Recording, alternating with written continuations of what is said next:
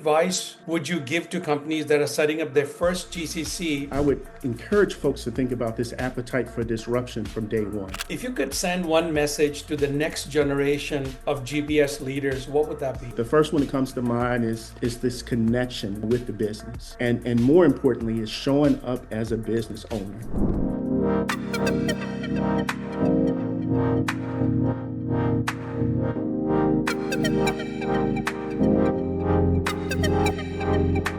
Hi, everyone.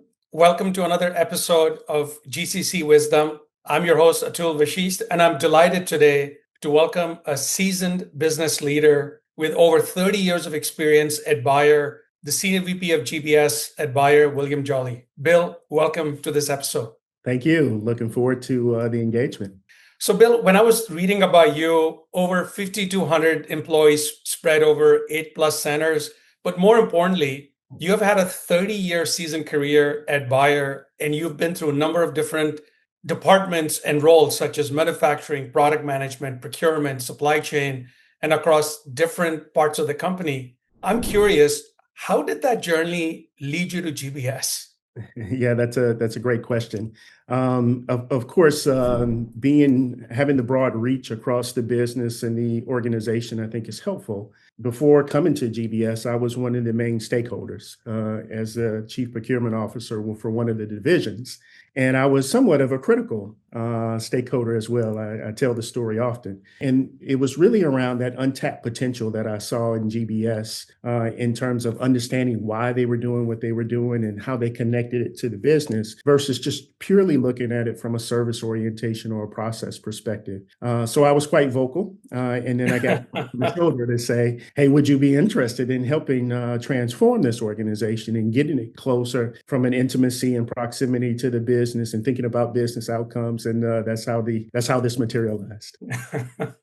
You saw an opportunity and wanted to jump in. Yeah, absolutely. So, Bill, we've been noticing that over the last 2 to 3 years, almost a new GBS is being set up, or GCC, I should say, is being set up by companies somewhere in the world. What advice would you give to companies that are setting up their first GCC, and what should they keep in mind when they're ideating the idea of setting up a GCC? Yeah, and Atul, I think that's a great question. I think this applies both to companies that's starting on the journey, and I think it applies to all of us, I think, no matter where we are on that journey. And so my answer would probably be the same. I think the first one is how to focus on the business and enterprise value versus just the service orientation only. I describe it in a lot of ways to our organization in terms of moving from a service orientation to a solution enabler. But this getting beyond the services piece is an important component. For folks that are also, the second item I would say that are starting new, I would encourage folks to think about this appetite for disruption from day one, right?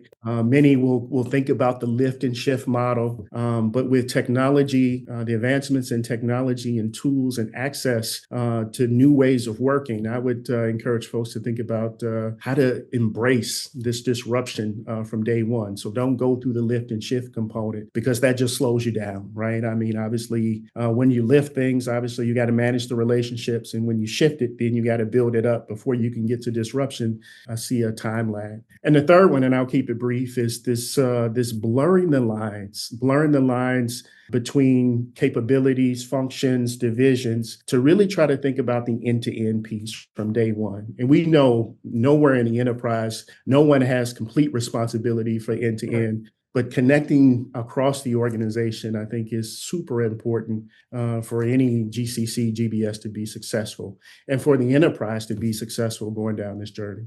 Great points. Let me kind of pull the thread on enterprise value. Look, it's a word that's frequently used in GBS. I did see in the SSON surveys, at least the movement has been from cost to efficiency, but you're talking about a lot more. So when you strip away the language, what does it actually mean in practice? I think it's a great question, right? I mean, it's becoming a buzzword in some form or fashion. But for me, I think there's components of this that are both aspects of both delivering and enabling business outcomes, and it's around business outcomes. So each business might have the uniqueness in this regard, and it might be specific company uniqueness or industry uniqueness. For us, when we say enterprise value, it's tied to the health of the business, typically measured in the impacts in three ways, right? The impacts on the top line, where we help try to drive kind of the sales and the revenue piece. Typically, if that's growth or market share development, you name it, but that top line component, it's the impacts to the bottom line, the margin or the profitability component, and then how do we improve cash flow, both the sources of cash and the uses of cash. So that health of the business piece is where we try to translate everything we do. And again, this is we're not mature in this journey, but the aspiration is there to translate everything we do in a GBS to those components of enterprise value to be able to speak the same language as the business. So if we're not talking about the revenue line item or the profitability or cash flow, many times we're losing the audience. In the background, we still will have to do some metrics and KPIs in terms of performance, but in terms of true value unlock and enterprise value, we try to speak the same language as the business. I love the clarity, right? You've defined that across those three levels. So, Bill, one of the things I've noticed about you and the things I read about you was you think in years and not just quarters. How did you develop that orientation, and can it be taught? Yeah, no, I definitely think it can be taught. But of course, being around and stubbing my toe in a number of different cases, obviously, the longer you've been around, it should be some successes, but you also have some failures and some learnings, right? And for me, it's embracing kind of those learning opportunities as well. But I think the experience and the diversity of the experience in working across all aspects of the business, understanding business cycles, understanding strategies, this balancing between the short and the midterm versus the long term, be that quarterly, annually, and long range planning, depending on what the company orientation is. If that's 3, 5, or 10 years, I think it's extremely important. Yeah. And then recognizing that no strategy is stagnant, right? And it's dynamic. And so I think that can be taught in terms of folks that are new into the GBS space or in the GBS space for an extended period of time that are trying to connect with the business. But it's understanding business cycles. It's asking those critical questions of why. And I'm a big believer in the perspective of understanding why. Because the why, asking that question why, builds this muscle of connection to all aspects of the organization, all aspects of strategy, and all aspects of business outcomes. I also find, Bill, that the moment you also add your people in the equation, you realize you have to think longer term. Absolutely. So, Bill, how do you build a GPS organization that survives change of the CEO or the CFO or corporate strategy, one that has genuine, long-lasting ability?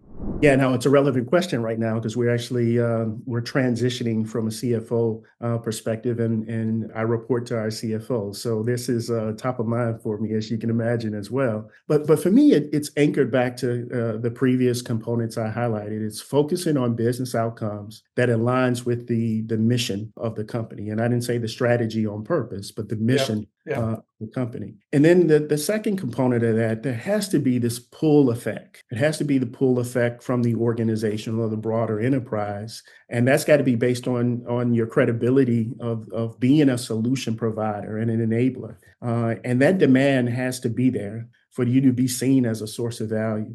And then the last component, which I think is extremely helpful, is others telling your story.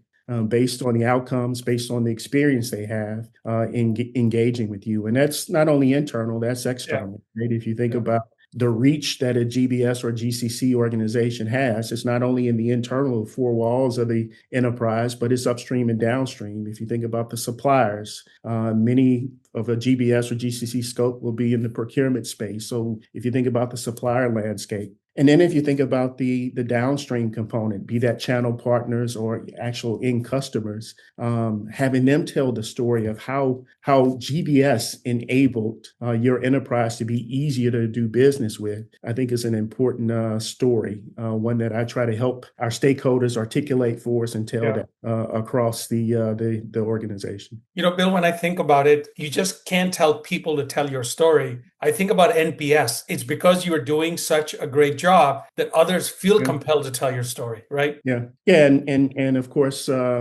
and it's not always the rosy part of the story. It's the gritty part of the story I think that really matters because, and I spent a lot of time looking at NPS, not only from a GBS perspective, but from a customer perspective, right? And probably one of the aha moments I had with NPS is that we've had a higher NPS when you had a problem and you solved it correctly versus not having a problem at all, right? And again, I think that's where the power of turning opportunity or failure or challenges into opportunity really goes a long way. And when you're really thinking about the experience, those moments that matter, right? So it's not always a rosy story, but what you do. Yeah, Bill, I want to reinforce that point because I think it's a really important point for the audience, the word service recovery. All research for 35, 40 years has proven that when you have a problem, which you will, there's no way things always go well. It's the recovery that creates greater loyalty than never having a problem. So absolutely. Wonderful point. So train your people to be great at service recovery. And not take it not get down when things go wrong. Things will go wrong. And again, I'm a big believer, if you're not pushing, if you're not trying, you're not failing, right? And so again, things will go wrong, but putting that in the right perspective and utilize those as opportunities to accelerate impact is truly important. So Bill, I have to ask you a question about AI, right? So if AI takes on more transactional, more analytical, and then eventually even more intellectual work, where does GBS's strategic identity go next? Yeah, no, I think that's a great question. And I think hopefully it's not if, but it's a function of when, and hopefully that's sooner than later from an AI perspective. I still think there's tremendous value in GBS and GCCs. And I think about it in a couple of areas. This connective tissue across the enterprise, right? And I think GCCs or GBS are probably in one of the most unique situations in any enterprise. You touch all the processes, you touch all the systems, you touch all of the divisions and all of the people in some form or fashion. So being able to serve as that connective tissue across the enterprise to leverage AI, the application of AI, or to leverage scale and synergies, I think is untapped potential. And I think that's kind of the next frontier, including how do you be this accelerator of AI capabilities, right? Things you may have done in one area, how do you scale it in another? And the like. So that would be one. I think the solution orientation is the second, and I talked a little bit about that earlier, but thinking about the current beyond the current engagement, right? So thinking about solutions. So again, beyond the operation and the tactical component. And then the last one for me, I think is really important. And I've seen glimpses of this where GBS or GCC serve as this talent hub or talent destination for the enterprise. And I think a lot of folks will tell you they're doing the hub piece or they're bringing folks on the outside and accelerating this talent pipeline to the organization. We want to be a talent destination as well for the internal, where people, as they think about their careers, would say, I want to spend time or I need to spend time in GBS or GCC to accelerate my career. And I think if we can do that, this talent pipeline or this resource engine just really gets fired up for the enterprise. Yeah, Bill, I love that.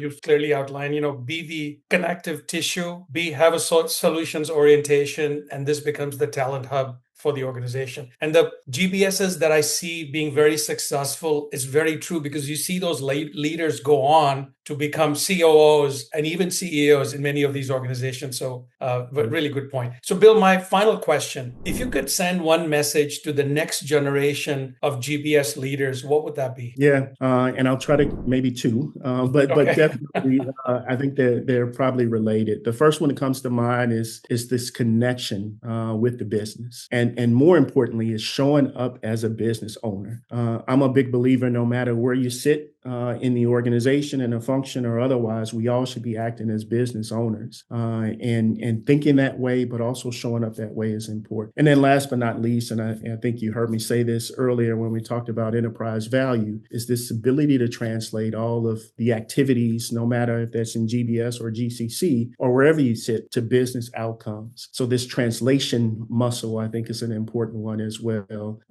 Making sure that there's always will be a lot of activities and initiatives that have to get done. But ask yourself, so what? What are they delivering? What are they driving from a business outcome perspective? Is a message I remind myself about, but as I coach others, I'm constantly highlighting. Yeah, Bill, I think you highlighted so clearly the focus on the business mission and the outcomes associated with that. And you kind of make sure it's every aspect of how you do business. Bill, thank you so much. I know we could have probably talked for hours, but delighted to have you. And thank you for your time today. Atul, thank you. It's been a pleasure.